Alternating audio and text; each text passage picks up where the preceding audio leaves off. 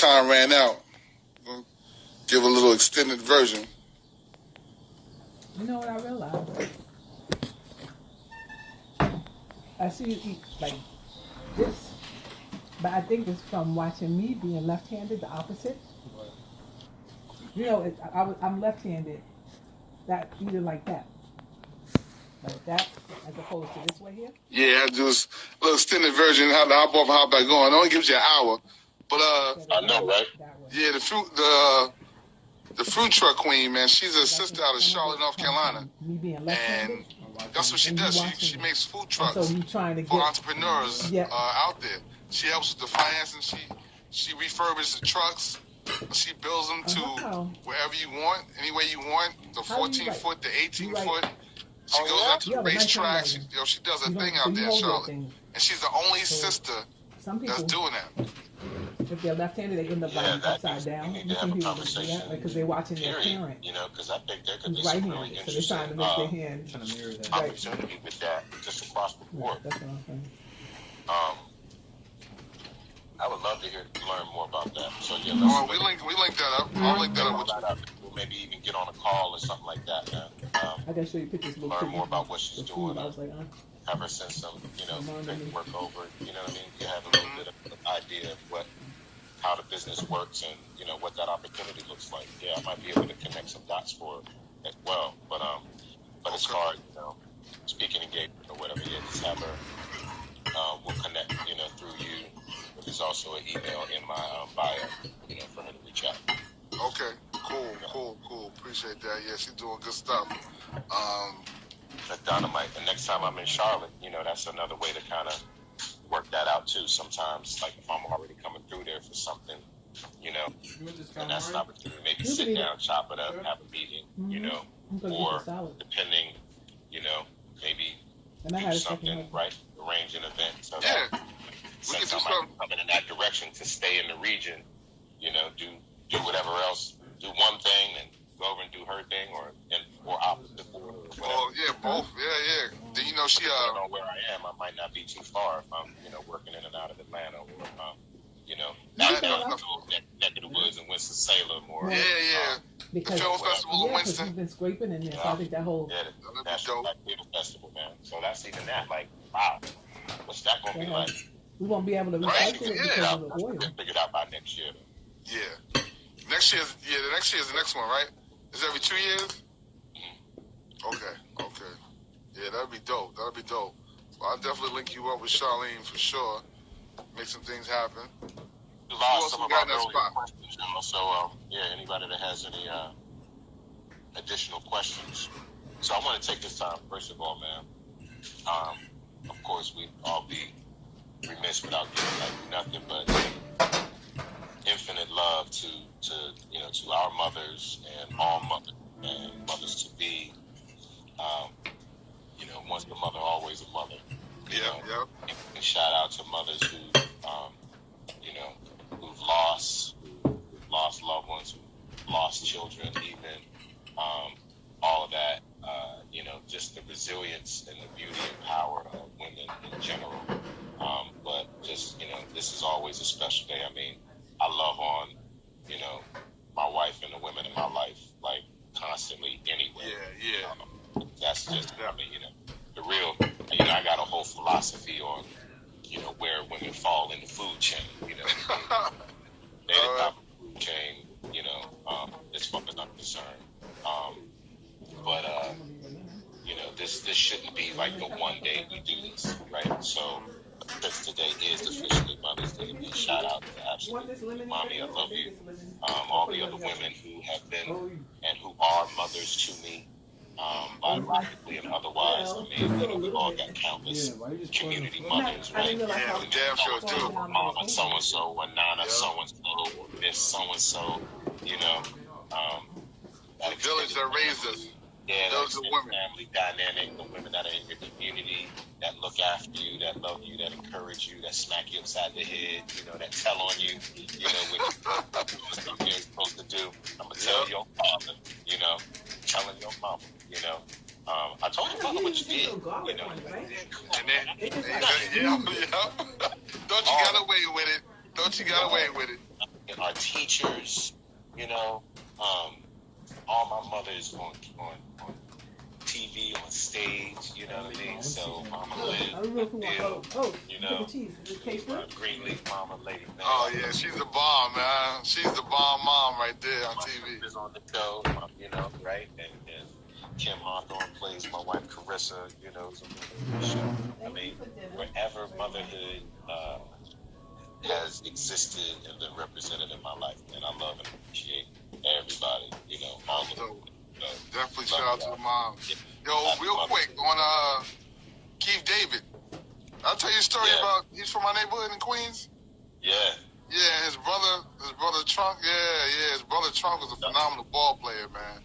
Played at Monte Cristi High School, and from East Elmhurst, Queens, man. I just played ball with them dudes. That's crazy. Yeah, growing up with that.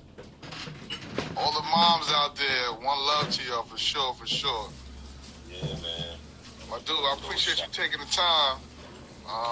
Yeah, man. Okay, I see somebody sending me Cameroonian vibes. That's right. That's the nurse. That's the nurse I was telling you about. Happy Mother's Day. Oh, yeah? Yeah, My Cameroonian sisters. Yeah. Hey, Mama said, yeah, that's what's up. That's love. What's up, sis? Huh? Oh, my sister, she was like, what projects you got coming up? Yo. Oh, man. Let's see.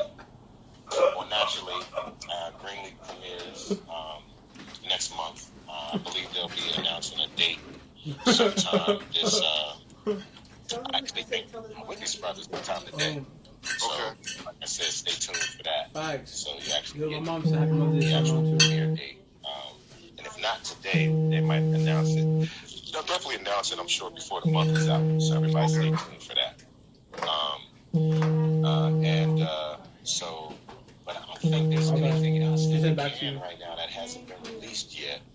But over the last month or so, even since we've been in quarantine, you know, a couple of my other films have come back to television. You see what I sent you, though, right? Projects in particular that I did. So hopefully I'll be working on another one soon. But that's the thing, everything got, you know, just interrupted. And then, you know, we were right in the middle kind of what we call, you know, pilot season and development season. So that's all been disrupted. So hoping that at some point, you know, now that it's been announced, right, especially that this is the final season of Greenleaf, it's like, now Hollywood knows, like, you always available. You're available, you know, yeah, let's get moving on the next thing. So looking forward to what the next, you know, series, you know, regular opportunity looks like. You know, maybe do some guest stars on a couple things, which I haven't done, you know, in quite some time. You know, doing more features, you know, feature films and stuff. Oh, it's my cousin, after Kia. What up, Kia? Love you guys. What's up, You said what? I saw us put that. What up? I'm sorry. I was like, this place cannot be all the way over there. That's new. But you know what? So, attributed to a documentary about, you know, me growing up in D.C. and the, you know, D.C. Prince George's County area, and I think is it called The Water, In the Water, or something like that? I can't remember what it's called. It's coming on Showtime. I gotta look it up because I think I'm screwing up the title. But you know, basically features, you know, like, you know, Kevin Durant, Oladipo, and Beasley. A lot of the, you know, like we got a whole, especially in recent years, a whole kind of like generation, the young boys. That's been like a whole other flood of NBA talent, in particular as well, coming to the league, and you know, people really kind of overlook the DC area when it comes to the plethora of talent and the quality of talent from that, you know, from that region. I know everybody like to think that all the best ballers come from New York, but we do. You know, we're more than get with you. We might switch. I ran up against Dunbar and Wilbur. Dunbar was another school out there, another Catholic school in DC area. and that's just in the city. So, so my boys, you know, Josh and Jimmy Jenkins that actually did the film Sinners Wanted, but they also directed, produced this documentary, which comes to Showtime, I think, May 15th. So I believe I'm in that. And did you play ball at Duquesne basketball? Yeah. You did, right? I thought so. Yeah. A lot of people don't know you played college basketball. Yeah. Played a little semi-pro after that too, man. So, yeah. I got a little something. You know, I don't brag about everything, man. You can't. I just have fun, like, you know, smashing cats when they like, what you doing in here, Hollywood? And they go on back to, you know, such. You can't ball. You know, I don't say nothing. You know, and then when I'm done, they're like, yo, I like your game, man. Like, yeah. Well, you did. Well, you thought you was slick. What wasn't slick to me, but it was an episode. What show? They might have been in Greenleaf where you in the gym and you shooting the basketball. Oh yeah. We just like in the gym messing around. Just messing around. You was talking to Basie. Talking to Basie. Yeah. And I saw you shooting the ball. I was looking at your form and your follow through. I was checking you out. You know a baller when you see one. You can't fake that, man. Plus, and you know what? This last season, was it this last season? Oh, yeah, last season. Jacob's in the gym. And he's messing around with, remember the young boy that he starts... The NBA talent kid, Yeah, but remember he challenges them to like, they're in there messing around, but they're messing around with a football. Yeah. I don't know if you saw that. So even as... I saw a little the way you throw that football, I know you know how to throw that football like that. And then I was making buckets from full court with the football. Man, that was some camera shit going on. This is what I'm trying to explain to you, man. No, it's not. That ain't no special. You threw it up there, and the camera angle, they chopped it up and put it in there. No, several times.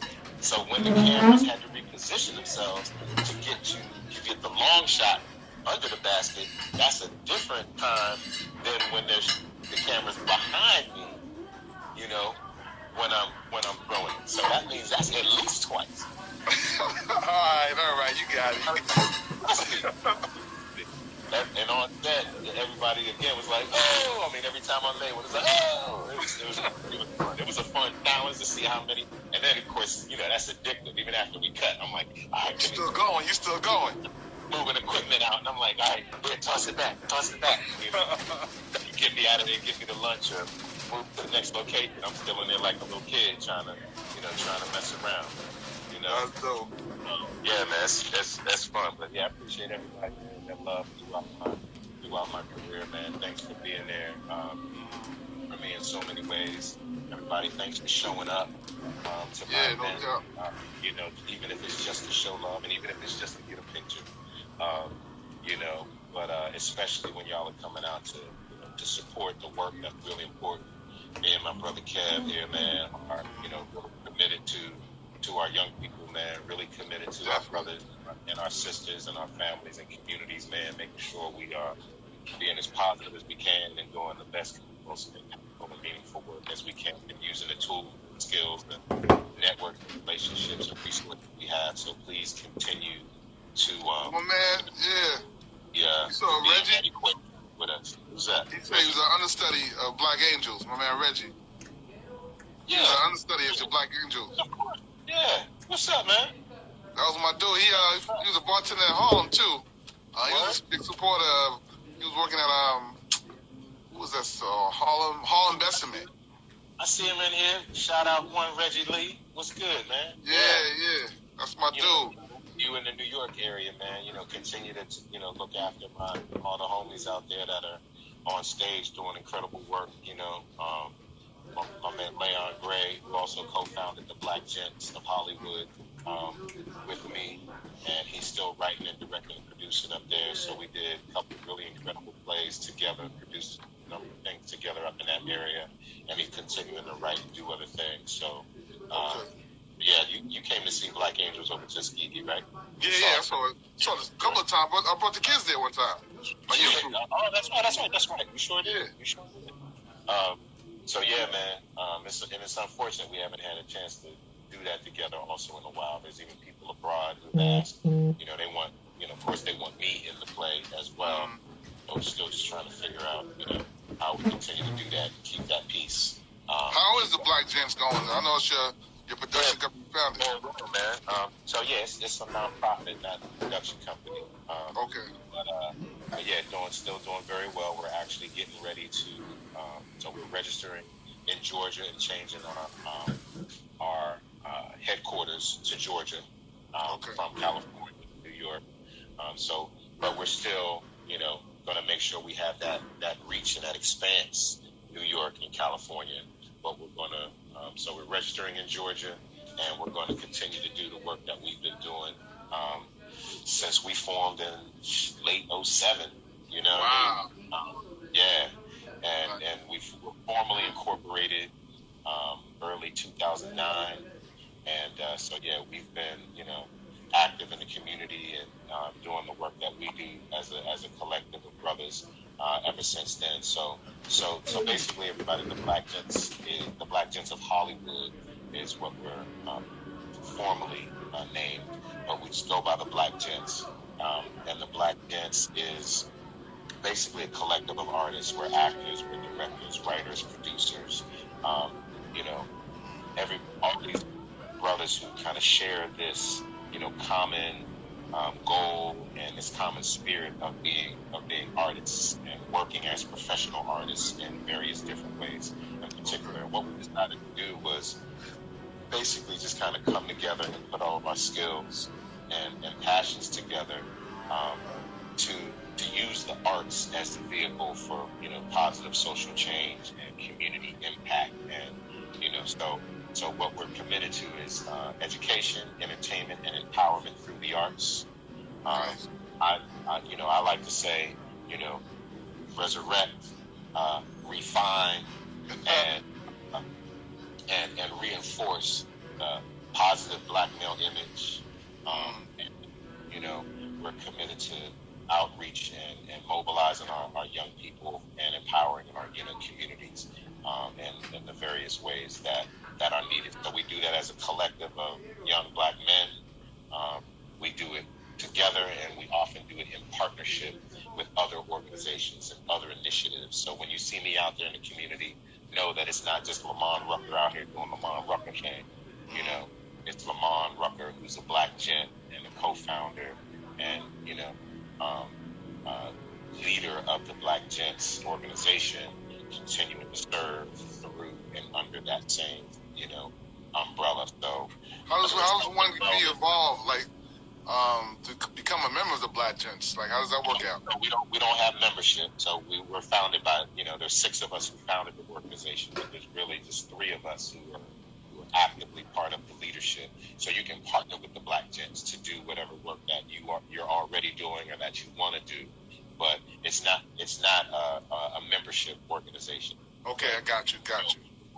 We have the service function, like again your Phi Beta Sigma brothers would, right? But we're not a membership organization in the same way. But what we are designed to do is to highlight what men like you are doing, right? To align with Phi Beta Sigmas, or Alpha Phi Alpha, or Kappa Alpha Psi, or Omega Psi Phi, or whoever, and to say, okay, what kind of work are you all doing, and how can we support you? How can we amplify what you're doing, or who within your membership are doing things that again need to be illuminated? And so whenever we see people, whether they're part of other organizations or not, it's part of like, hey, look who's out here doing this great work. Look who's out here serving. Look at our young gents. Let's talk about these young men and boys who are doing really positive, productive things, or who need our help and assistance, or who need our mentorship. So then what the Black Gents has done, which is how you and I know each other as well, we partner with Alex Ellis of Private Greatness. Yep. We do things like that are all about, okay, How do we uplift our boys? How do we get them to understand the importance of professional, image and style? How do we teach them how to do something as simple as tie? Until you learn how to do it, somebody's got to teach you.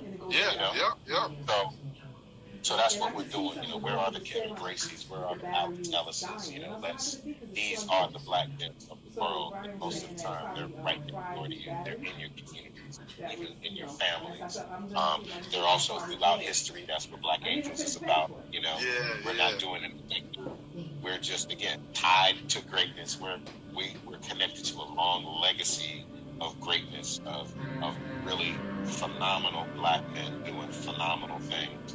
We're magnificent, and we're not afraid to walk and stand and shine in that light, and we want to encourage and set an example for other black men to do the same, So shine on the black gents in your lives and in your family. And no doubt. Even the black gents within you, be part of the solution, otherwise you're part of the problem, and there's a way to use whatever you have and whatever you've been given to have some kind of positive impact. So we really didn't see arts organizations doing this kind of thing. You know what I mean? That's the way of walking through. Other people. What's up, man? Yeah, happy Mother's Day. Happy Mother's Day. She's waving. She said thanks. So yeah, man. That's basically what the Black Gents about. So we're gonna, continue to be active and on the ground in Atlanta, since spending so much more time there, and actually looking to base myself there. So we're definitely going to base the organization there, because two of my other co-founding partners are also Atlanta-based, as well. Okay. So we've got great relationships with people throughout that community and different leadership and community impact. I've got different schools and outreach service organizations that I've been developing relationships with over the years. So, I think it's the right time to say, all right, let's really get integrated into the metro Atlanta area in a different kind of way, and take our work to the next level and impact, that region the best we can. But we can do stuff around the country and around the world, man.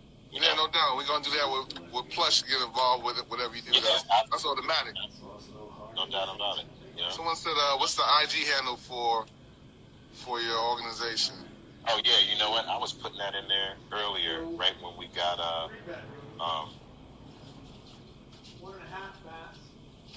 so I'm going to put the Black Gents, all right?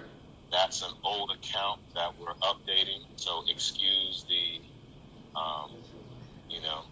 it's new, really, but it's not new. We created it years ago, but never used it. Because, again, this wasn't the work we were doing, right? We weren't really using these platforms in that way. You were out doing the work, yeah. Exactly, and we started doing the plays, in particular. Initially, our work was really through us working more as like an ensemble theater company initially. That was the initial concept. But again, it expanded. Morphed into something bigger. Yeah, metamorphosized into, wait a minute, here we are, an example of what, we need to be showing our community. Here we are, an example of what, be it unified, sharp, good-looking, intelligent, talented brothers. This is what it looks like. We're a microcosm of our society and of our community. Let's go out here and not just do it on stage, but let's do it out in public. Let's do it in the community. Let's do it in the media. Let's do it on, on a regular basis. So, we've grown and evolved and continue to be there to support one another in all the various different skills and areas of specialization that everybody is in, and even that everybody comes from. And that's the thing, we use all those collective skills to help the organization grow and move forward. But yeah, all of our work was primarily focused on our plays and the community service. We rarely use social media, at all. So we're gonna start doing a little bit more of that. But that handle is just simply at the Black Gent. I'll put Tide Greatness on here as well.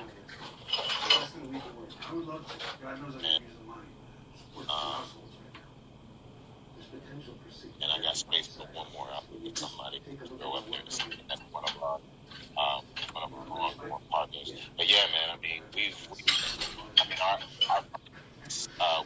me was about, basically was about, again, emotional, spiritual, sexual abuse, and how a lot of men are actual victims of that and sometimes aren't honest about it or don't even realize it, and sometimes become the abusers themselves, but that's really because they've come from childhood trauma, or sometimes have even been victims of sexual trauma, and even just the trauma.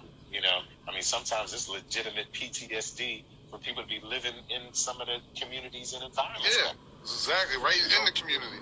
To go through what they go through and expect that not to impact people, and expect, your brother being shot down while he's jogging, to not have any impact on your spirit at all, not have feelings about it, to have, idiots in leadership who don't deserve to even be running a lemonade stand, let alone our government.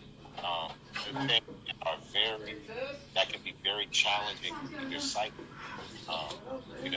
If you don't have a way of working through it, or even expressing yourself in a healthy way. BBIB really spoke to that. And it also ties into me, it can messes up with the mental health thing we got going in our community. That's exactly what it is. So it's a piece that, honestly, I would love to redo, because I think right now, especially now that mental health and that language is so much more to the forefront than it was 10 years ago when we started going to 13, 15 years ago when we first did it. It's a whole nother, that piece would have a whole nother layer of power and meaning right now. But anyway, that's the work we started doing. So we would align with different organizations, different causes, initiatives that were connected to the theme of the work that we're, that we were doing. So as Stevie spoke to, obviously a lot of different things we aligned with, military and civil service organizations, right? And aviation and technology and, HBCUs, right? Exactly, yep. Booker T and Hampton University. So, depending on how you think about it, a lot of teams, football teams, basketball teams, corporate, schools of different ages and grades will come. So, 8 to 80, and, also enjoy that, man. Some of the living airmen actually come back, their families, many of their offspring and grandchildren, what have you, have come and given us their stamps of approval very personally and spent time with us throughout our time together, off Broadway in New York. So incredibly powerful. And what was all these plays, man? What was so dope was the theater was a smaller theater, so intimate. Yeah. The setting was so intimate. Right? You right there, man. Yeah, man. Yeah. That was soldier stories done over, get done over and over and over again. As phenomenal as it is, there's always so many powerful brothers in that, man. This Black Angel script and this Black Angel story, oh man, it's still the missing piece. And we could have crossed that threshold and taken that project to the next level. It would have been something special. So you never know, anything's still possible. Yeah. Continue to move it around, like I said, regional theater. We did it on the cruise, got the play. We did the play on the cruise. Okay. I think that might have been I think that was 2010. But I can't remember what year was that. But yeah, that was a handful of years ago or so. We've taken it down to the islands before. We've been to Bermuda, then the Virgin Islands, we're planning to get it overseas, Europe and Asia and Africa. So actually still working on that.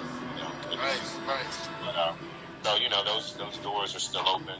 Just trying to see how feasible that is based on how things have changed and my schedule and how feasible, my former partner's going to be with, working through the business arrangement stuff. But regardless of that, that's not what Black Gents is committed to. So now we're focusing on more of the education, arts education, advocacy, community impact, literacy, all these other things, you know. Well, another thing I appreciated about you is you made sure when anything was made, like a flyer or whatever with you, and you make an appearance, it's not just Lamman Rucker, the actor. You always had that / activist on there. You made sure activist was on there. At least, that's right. At least, and so it's, you know, I often say actor, educator, activist, entrepreneur. You know, so that's my 4 major kind of slashes, if you will. But the synergy between it all is it's almost impossible to show up as one and not be the other. You know what I mean? You can't really just do one or the other because they all actually have alignment and chemistry, energy. You know what I mean? And so I believe being an artist is being an activist. You can't, I mean, anytime there's been any kind of, you know, social discourse or protests or whatever, artists have always been at the forefront, you know, of the movement, whether it's through music or, you know, whether they're actors or poets or, you know, whatever, you know. I mean, we're historians in our own right, you know. Yeah. Just as storytellers or as the agents of the storyteller. You know what I'm saying? Like, I might not have wrote the story, but I'm the one helping to communicate the story. You know, even when it's someone else's story. So, you know, you want to encourage that in other people. Like, you have a story, as well as you need to be part of, you know, the story and do your share of the work of doing the work that's necessary, you know, for the greater good. So, you know, there's no way to really do that without, you know, you can't show up as the actor and not teach, you know. I can't show up in an educational environment and not integrate, you know, the art. Like, it's impossible, you know.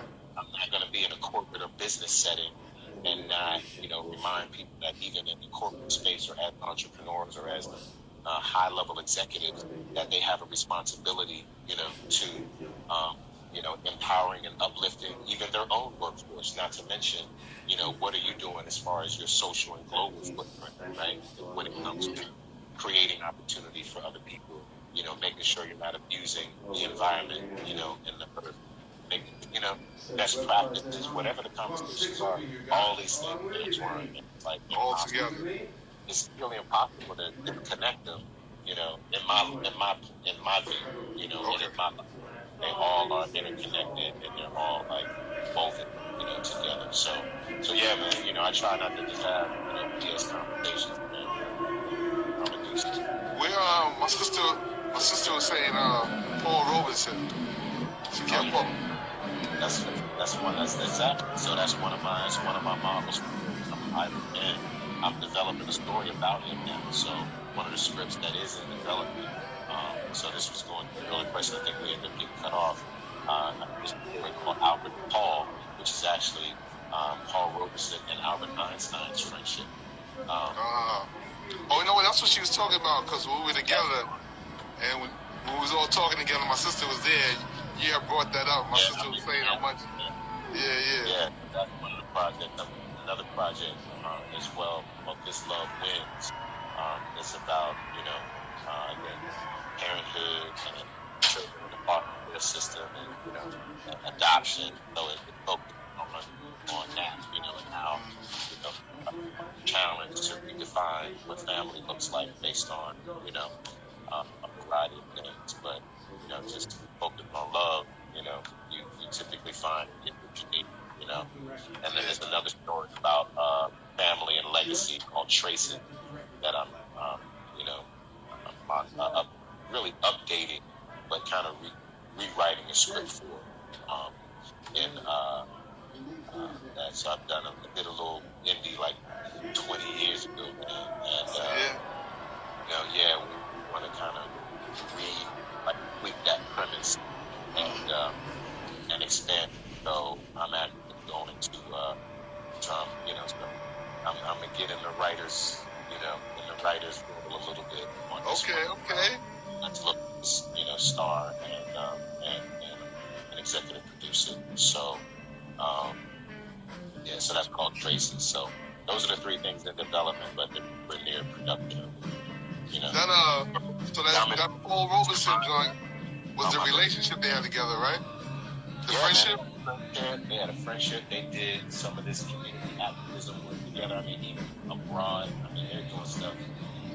Anti-lynching movement here in the U.S., as well as a lot of the, anti-Nazi and anti-Semitism or anti-fascist, movement work in throughout Europe. I mean, they were like very significantly aligned, had a lot in common personally, professionally, culturally. Were intellectual peers, as well. So a really, really interesting connection in history. Of course, the American government didn't appreciate what kind of threat they were aligned with one another and how, they were really in a position to change the world, in my opinion, and completely, compromised and disrupted and tried to annihilate both of them personally and professionally. Wow. Yeah. And the irony is back then, any murmur about you having any connection to Russia would completely destroy your life. But now we got this dunce occupying the White House. He could literally be in bed with Russia, literally even. And he gets away with it. So it's crazy, yo. The hypocrisy and the criminal history of the American government it's a very, very interesting study. Wow. Throughout the history of this country, So this is just another interesting part of history where you really see that exposed in a really way. That's gonna be a dope piece. You see the beauty and the power and the impact of these two really wonderful men, doing the best they can to align themselves to do things, to fight for justice and equality. So it's dope. It's super dope. Yeah, I got a couple questions though. Dominique Jemiah said she has a question, but she didn't ask it. Popping those questions, y'all, real quick. Thank you as well. Cookie MC or Cookie McPhee, yes, that is. Yeah. Hey Derek, you're right, man. He said SBC could use that as a workshop. You're right. That's what I do, bro. Okay. That sounds Sigma Beta Club. Probably. So Charlene, it's Black Gents, GENTS, the Black Gents, and I'm about to text it out there in a second. Yeah, Reggie Lee already stepped up.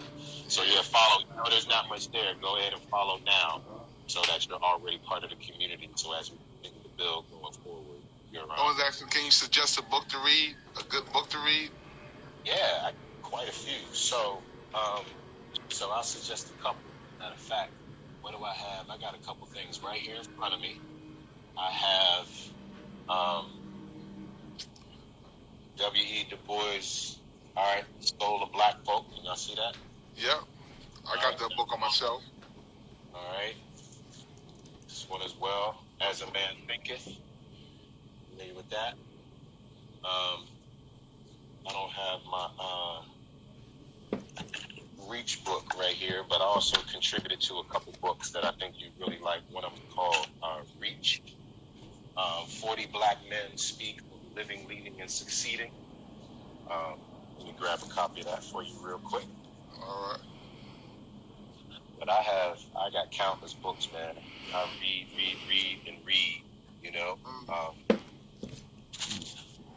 So here's another one. Y'all can see that. All right. Yep, Reach. 40 Black Men Speak on Living, Leading, and Succeeding. This is an excellent book, especially if you also have any of the young men and boys in your life, but even as adults, as grown men, even women, y'all need to know and see what some of our men are doing and what they go through and the challenges that they have, even once they come into prominence or in the journey of, being guys who it looks like have always had their act together. Nah, it had always been the case. And what's deep, some of the contributors in this book, myself included, include some names some names you might recognize. Everybody from Lou Gossett Jr. and John Legend, Ben Jealous, to my brother Shaka Senghor, Van Jones, Talib Kweli, Bill T. Jones, Al Sharpton, even the late Reverend Dr. Joseph Lowry, it's like, there's countless, the foreword is by Russell Simmons, as you see, and, and the afterword by Dr. John Sylvanus Wilson. Who's the author for that book? So, Trabian Shorters, who's over another collective called Be Me Community, which you all should so that's the other one actually that I plan to post this now, so I'm about to text that. Okay. But yeah, Trabian Shorters and Ben Jealous. All right. Gotcha. So check that one out. But it's so it's on these levels, on this particular vibe when it comes to kind of service and personal empowerment and self accountability and that type of thing. Those are three that I would highly recommend. When it comes to other books, man, whether they're spiritual books, whether they're personal enlightenment, stuff like that. Again, that's a whole nother list. Like, yeah, man, I got. Look, I'm gonna show y'all. This is just one. Oh, hold on, let me put this in here first, then I'll show y'all this one particular bookshelf.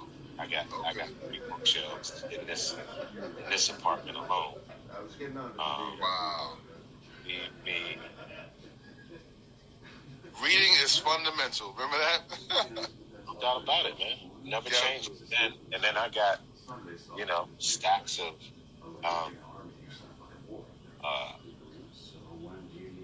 all right, so pin that. I think there's a way to.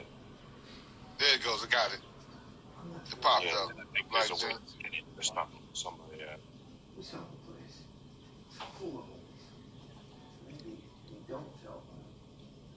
don't know how to do it, but there's a way to pin the.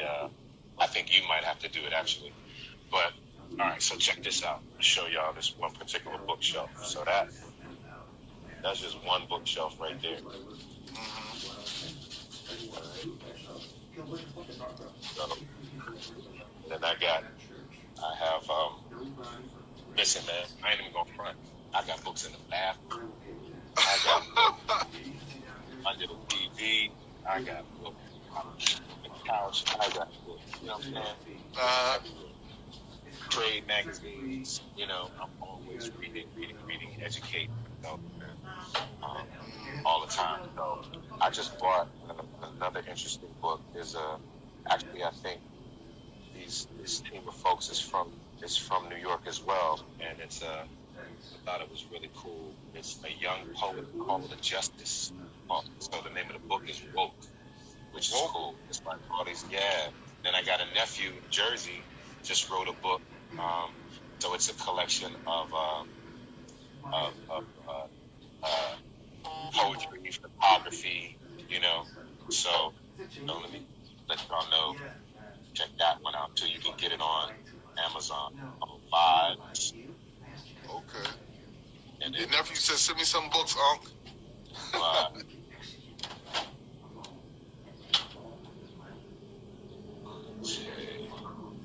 Do you have Male versus Man? A book called Male versus Man. Oh yeah, that's my man Dondre's book, I think. All right, here's another recommendation. That's also by a young writer. That's brand new. That's so Vibes. Okay, I popped up. I got you. Yeah. So I mean, there's honestly there's countless stuff out there. There's so many things that I'm definitely forgetting without a doubt. One of my partners in Atlanta has another initiative called Leap for Literacy, which I think is dope.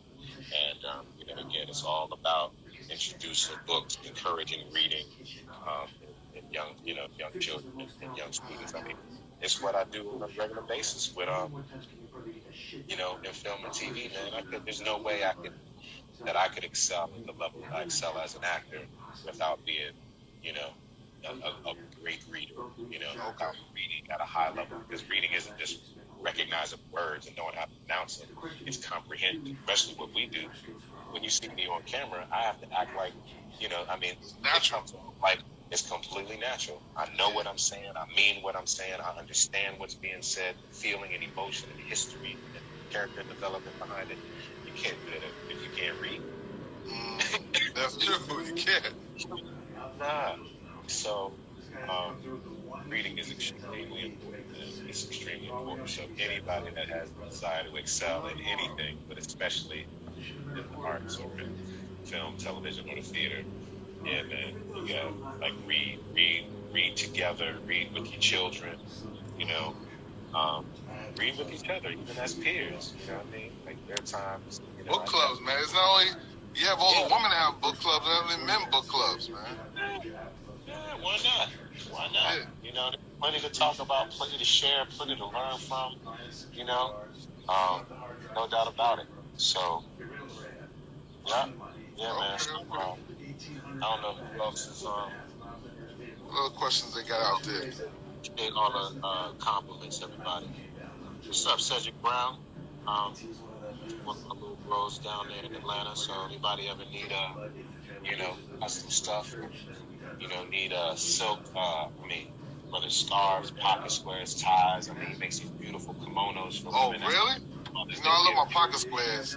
I love my pocket squares. Yeah, man. He's got a really talented young brother, man. So I rock his stuff whenever I can. Or, you know, when I was in Atlanta and went to, you know, Tyler's opening to the studio, I wore some of his designs. So if you ever see any pictures of me, you know, I think I've got, you know, pocket square on the formal night, and the next night, you know, when I'm in like a blue suit, I have another pocket square and I have a scarf, you know, with his on. That's dope. Everybody was sweating. Okay. What's his name? Cedric Brown Collections. You probably see. Oh yeah, I see. Cool. Just said I'm gonna hit you up, man. I'm gonna hit you up. I love pocket squares. We can do a plush pocket square. Matter of fact, he's working on. He's got masks and everything that he's doing with it, and some of the same materials now too. Okay. I'm right there. Cedric Brown Collections. That's the thing, man. You know, there's black gents, young gents all over the man, all kind of folks, man. Whether it's you know, people utilizing their creative gifts, and now, you know, there's brothers like him, man, who are turning those creative gifts into entrepreneurial ventures and as well. So everything doesn't always get monetized. Every gift you have doesn't always get, you know, isn't always going to be viable as a business per se. But if it can, and if you want it to, and if you are willing to put in the work and get the right information and get, you know, proper training. I mean, I'm going to a meeting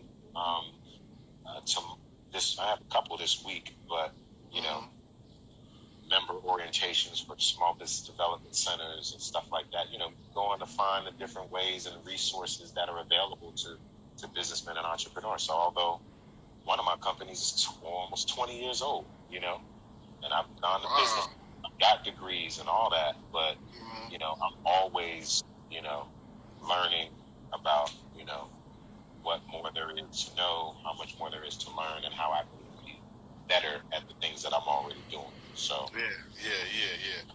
I got to build on that. Right, somebody just said, to whom much is given, much is also required. That's right. My father made that about clear. that. Hampton Blue, you're always in the conversation. Shout out to the Hampton Blue Network. I know, right? You know, maybe I'll have to produce something with Tyler myself in the future.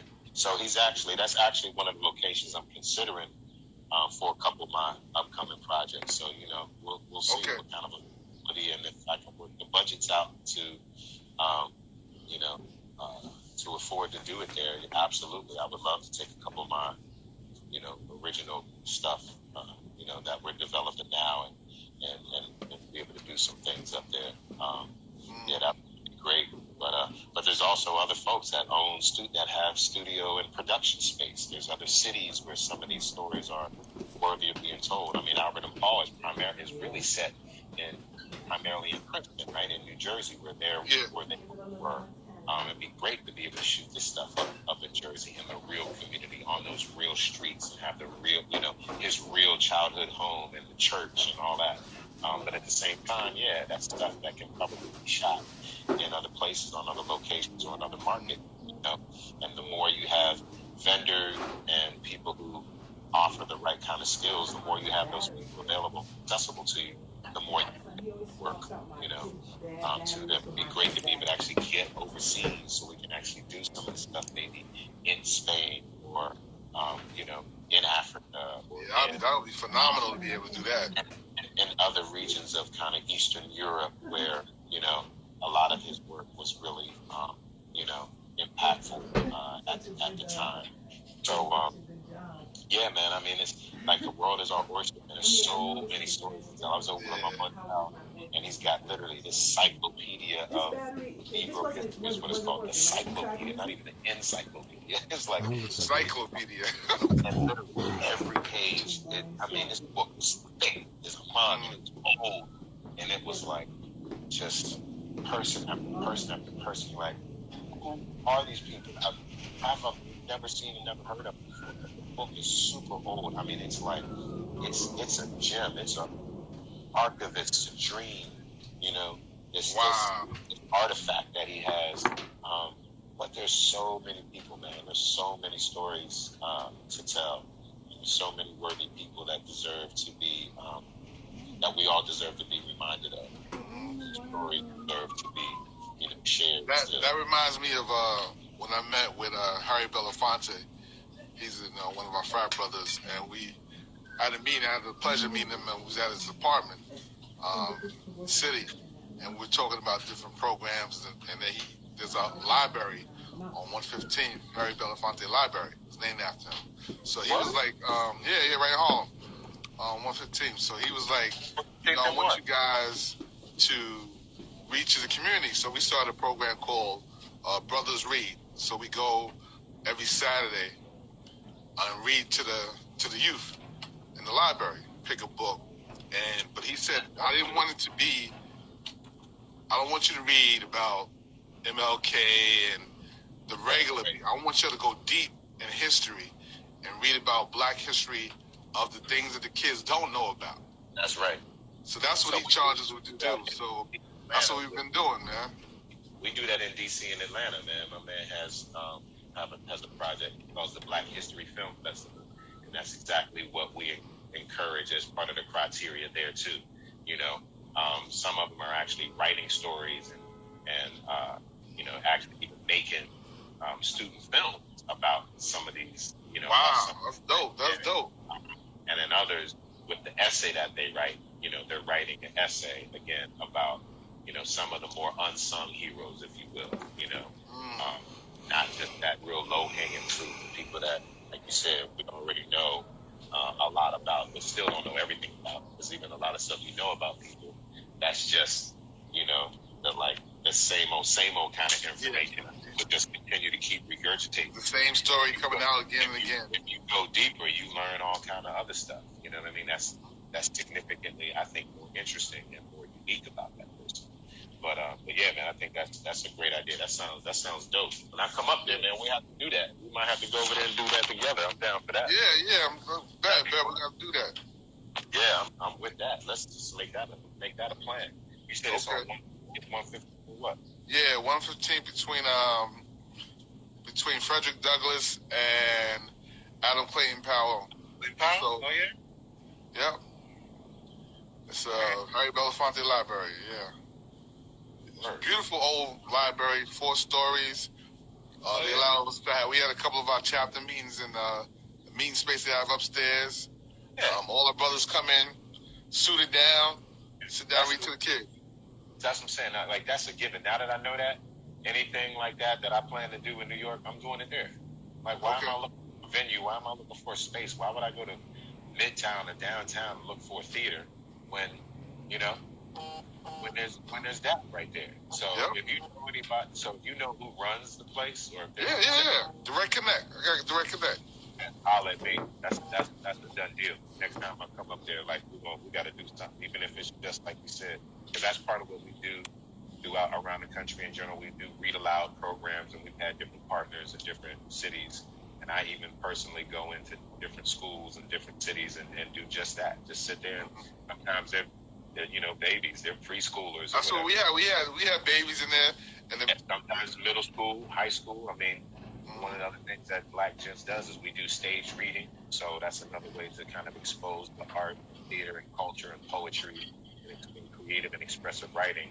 Is have so we're going to be doing more of that for all age groups. Even adults. You might not come to see like a full production with all the all the decorations, but you can still see see it done at a very high level, just as a stage reading. See the craft, how you read the lines and. You're still getting the whole story. It's just it's like less pageantry, but trust me, the work and everything is no less. It's really no less interesting. You know what I'm saying? Okay. Yeah, there it is. We're gonna get that done. Good actors make it pop, regardless. Okay. We got any other questions in here? I don't want us to run out of time again. Somebody said, "All right, who in my family was an educator?" Tanya, I think, that asked. Is it Tanya? Tanya Denise, I'm not sure. Letters are getting lost. But I come from a family of educators. Really, both of my parents are. As artists, they're also educators as well. My father has been working throughout library systems and as a historian, and for decades. My mother as well. She's also an African storyteller and poet. Educator and dancer. My sister teaches. My niece, her daughter teaches. I've got great aunt and uncles who are, EDDs, PhDs as well, or who are again librarians, or even my grandmother, my mother's mother, was a teacher for 40 years. Wow. So, okay. Yeah. So I come from a long legacy of educators and teachers, and that's just the tip of the iceberg. Even people who didn't necessarily call themselves teachers, they were teachers. So I was actually born in Pittsburgh, so I've had countless people around me who were my teachers, whether they were in the school systems or not, but I definitely have my favorite, you know what I mean? So shout out to Mr. Nicholas, who was my principal, to Miss English Walls. It's amazing how we can remember our favorite teachers, right? Miss Turner, Miss Rogers, my man, Mr. Manfredo.